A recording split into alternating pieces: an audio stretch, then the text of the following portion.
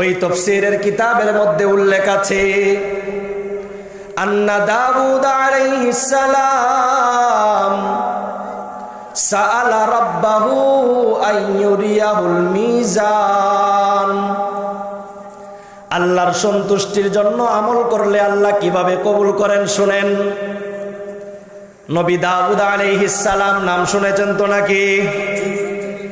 আল্লাহর কাছে একবার আরজ করলেন, ওগো আল্লাহ, হাসরের মাঠে আপনি তো বান্দার আমলগুলোকে পাল্লায় উঠাইয়া মাপবেন।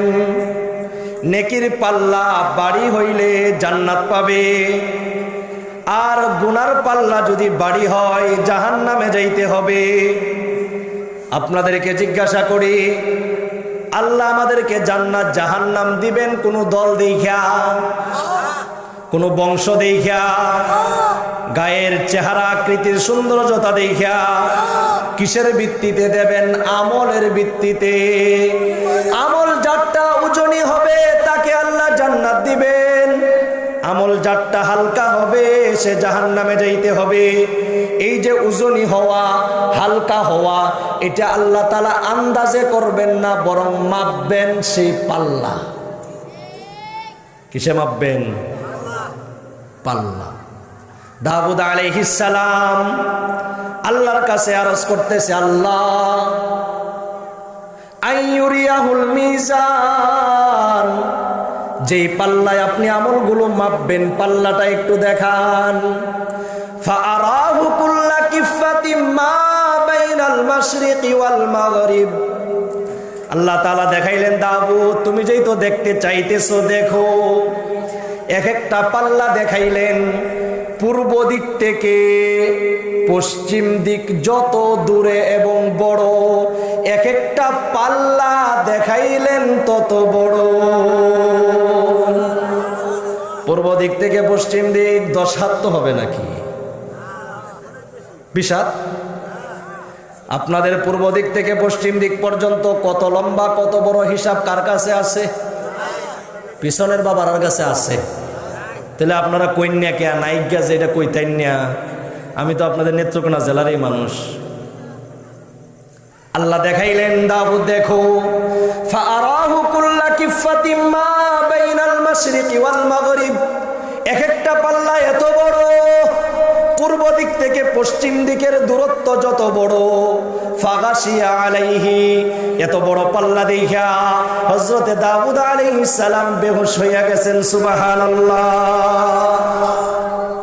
সুম্মা আফাকা, এরপরে আবার হুঁশ ফিরছে। এবার আল্লাহকে জিজ্ঞেস করতেছেন, ইয়া ইলাহি মানিল্লাযী ইয়াকদিরু আন ইয়ামলা কিফাতাহু বিহাসানাত।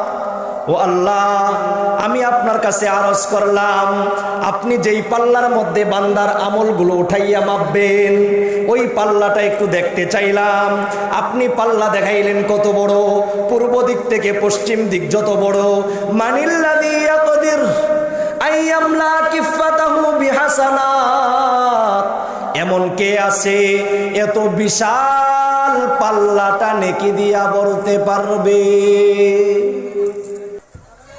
দাউদ আলাইহিস সালাম বলতেছেন, ওগো আল্লাহ, পাল্লা তো দেখাইলেন, এত বড় পাল্লা নেকি দিয়া পড়বে কিভাবে? আল্লাহ জানাইলেন কি শোনেন, আগেই বলছি নিয়তটা বিশুদ্ধ কইরা নেন। আল্লাহ জানাইলেন, দাউদ ইন্নী ইদা রাদিতু আলা আবদিন মালাতুহা বিতামরা। দাউদ তুমি পাল্লা দেখতে চাইলা, আমি পাল্লা দেখাইলাম। পূর্ব দিক থেকে পশ্চিম দিক এত বড় এক এক পাল্লা, তুমি দেখা বেহুশ হয়ে গেলা। এবার হুঁশ ফেরার পরে জিজ্ঞাসা করতেছো, এত বড় পাল্লা নেকি দিয়া ভরবে কিভাবে? শোনো শোনো শোনো, ইন্নী ইদা রাদিতু আলা আবদিন মালাতুহা বিতামরা।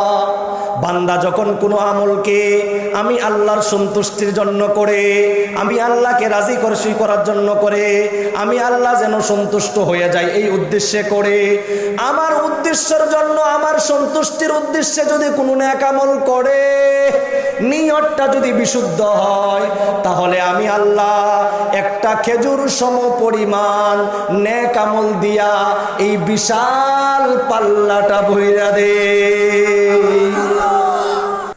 একটা খেজুর একেবারে ছোট্ট না, একেবারে ছোট্ট, একেবারে ছোট্ট।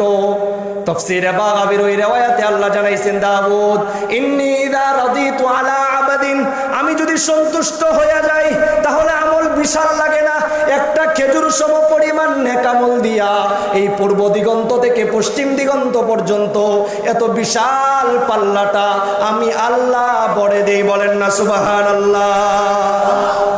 নিয়ত বিশুদ্ধ হইছে নি? বলেন কার সন্তুষ্টির জন্য? আরো জোরে বলতে হবে, কার সন্তুষ্টির জন্য?